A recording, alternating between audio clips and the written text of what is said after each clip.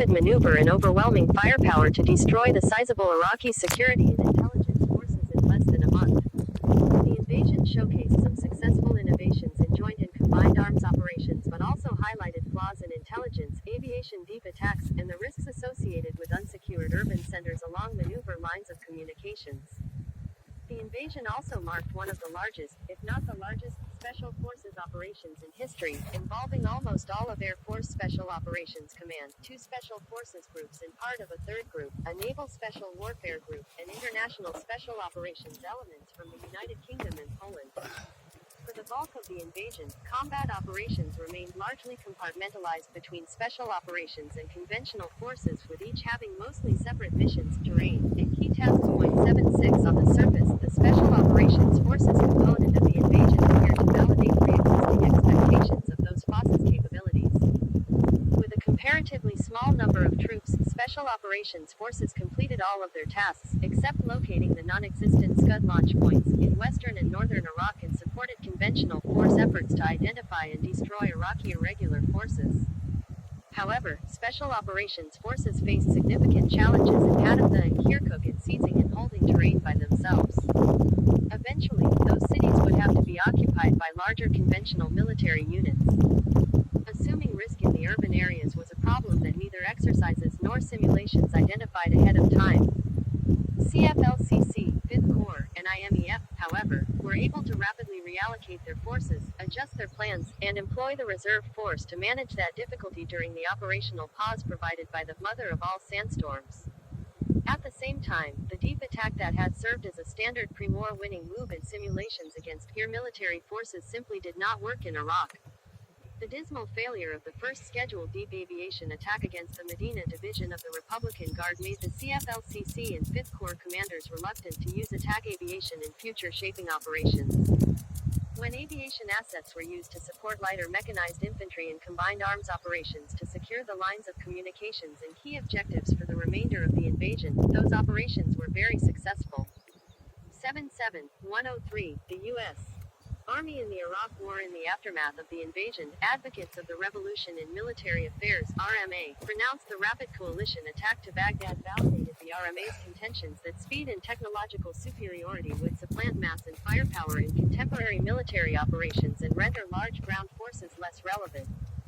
Among the RMA advocates, Rumsfeld himself hailed the invasion plan as an unprecedented combination of speed, precision, surprise, and flexibility. 78 Speaking before the Senate Armed Services Committee 3 months after the fall of the Iraqi regime, Rumsfeld told the senators that the principal military lessons of the invasion included the importance of speed, and the ability to get inside the enemy's decision cycle and strike before he is able to mount a coherent defense, as well as the importance of jointness, intelligence, and precision, with the latter defined as the ability to deliver devastating damage to enemy positions while sparing civilian lives and the civilian infrastructure. 79 He also posited that the invasion had shown that, in the 21st century, overmatching power is more important than overwhelming force.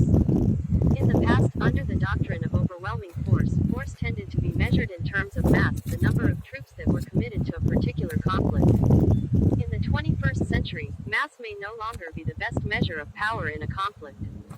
After all, when Baghdad fell, there were just over 100,000 American forces on the ground.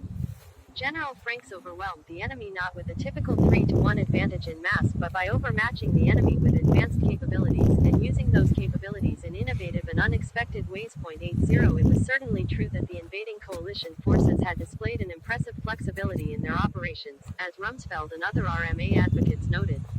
But more importantly, the invasion highlighted some of the shortcomings of U.S. military intelligence and the associated precision of coalition operations.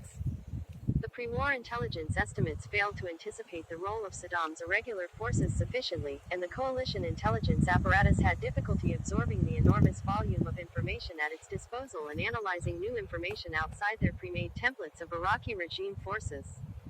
In reality, the enemy did not behave much like the coalition planners, psychological operations specialists, and intelligence analysts expected.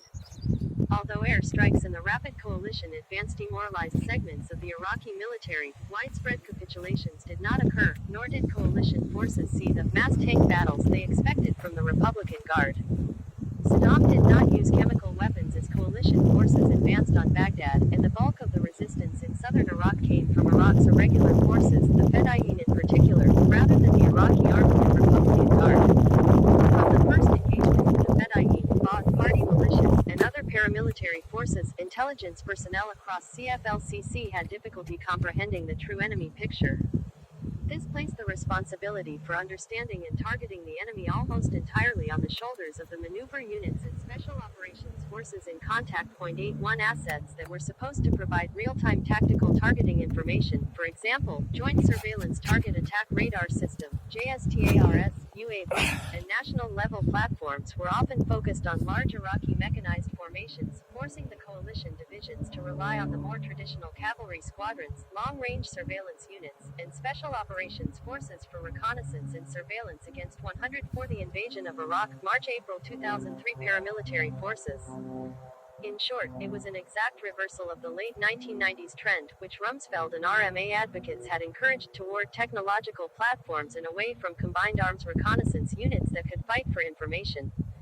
When put to the test, the technological platforms were found wanting.